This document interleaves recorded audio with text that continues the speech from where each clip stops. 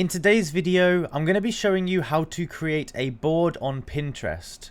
If you find this video useful, be sure to like and subscribe.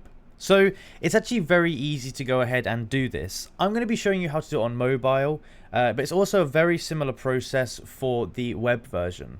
So once we've opened up the app, we want to go across to the bottom right and we need to make sure that we're signed into our account. So you can see I've tapped on the bottom right here and there's a section called boards.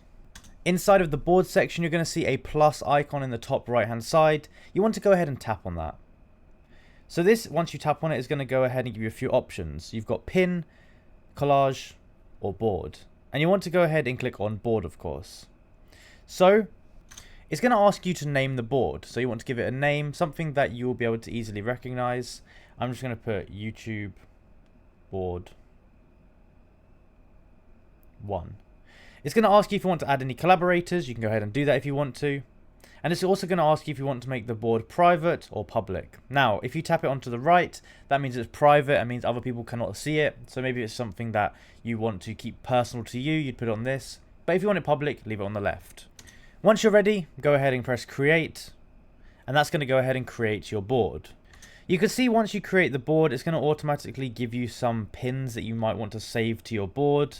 Some of these are pretty random. They don't seem to be associated with what you've been looking at on your account. But what you can do is just press X, and that's going to basically close out of that. And then you can go back and you can scroll out of that and you'll see your other boards there.